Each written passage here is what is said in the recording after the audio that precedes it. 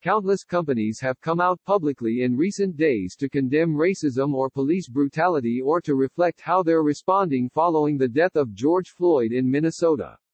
Floyd was killed by a white police officer who kneeled on his neck for nearly 9 minutes. And while some responses have been well received, others have fallen flat for appearing hypocritical or opportunistic. Some companies let their wallets talk. YouTube tweeted it would be pledging $1 million to the Center for Policing Equity. Peloton said it would donate $500,000 to the NAACP Legal Defense and Educational Fund. Glossier published an Instagram post saying it would give $1 million in total to organizations combating racial injustice and grants to black-owned beauty businesses. Some went for the emotional punch. Viacom CBS Networks on Monday played 8 minutes and 46 seconds of breathing sounds to remember Floyd. Nike released a video Friday night titled, "For Once, Don't Do It," imploring viewers not to pretend there's not a problem in America. Microsoft used its social handles to amplify voices from the Black and African American community at Microsoft. Some vague responses were parodied.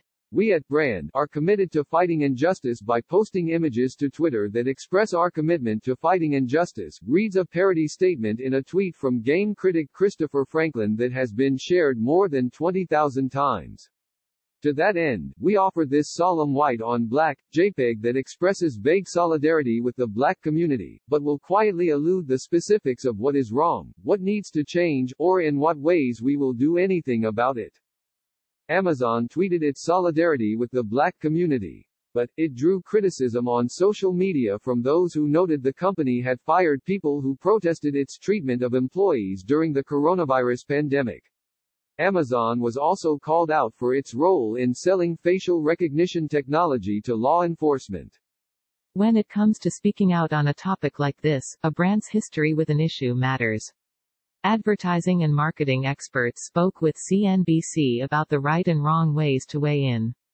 "People want to feel that Black lives matter to brands before we get to the streets. Before something is burning. Before we are marching for our lives," God is Rivera, Global Director of Culture and Community at Twitter, told CNBC. "I think it's really important that brands first have to really think about, have they built equity with this community?" Nike's ad against racism has been called out for the company's lack of racial diversity on its executive leadership team. Nike responded by sharing the names of a few black executives who lead brands or are part of its leadership team. But Rivera said Nike built equity with its inclusion of Colin Kaepernick in a 2018 ad campaign, after he protested police brutality against African Americans by taking a knee during the national anthem in 2016. Nike, although they absolutely are not a perfect company, I don't know that there is one that exists right now, but I do know that they have done some work, Rivera said. They built some equity in saying that these types of issues matter to them and this community matters to them. "Companies also shouldn't pull a one-off publicity stunt. It should be a deeper look inward," she said. If brands are going to talk, they need to be really clear on what is the action they're going to take, she said. If they're saying that they stand with this community, the brands should be aware that obviously they're in a position of having resources, having a platform to be able to support the community in ways that have much more outsized impact than, say, many who are marginalized within that group can do. She said brands should figure out what they can do to provide value. Listen before doing. Listen and ask what is needed, she said. Rivera said that means digging in with the community and organizers to figure out what has the most impact. Doug Melville, Chief Diversity Officer at Omnicom Group's TBWA, North America, said companies should communicate with their employees first. Have them feel comfortable knowing that this is the corporation that they work for, it makes them aware and they're set up to be allies of the messaging of the brand, he said.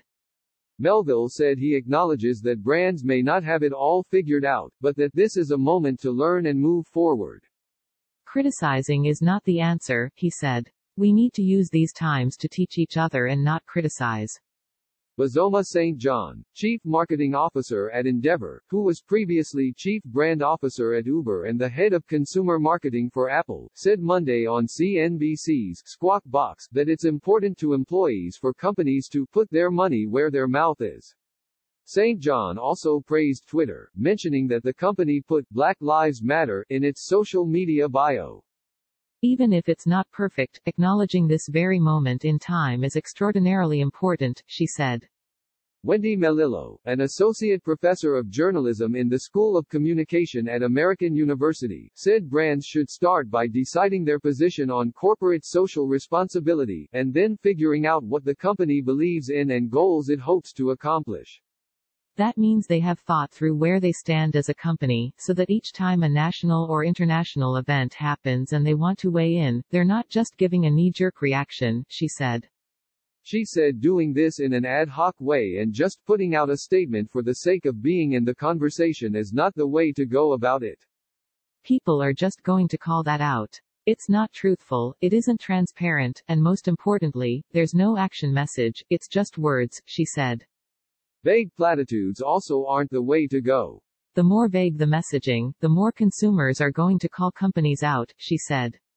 It looks inauthentic and it looks opportunistic.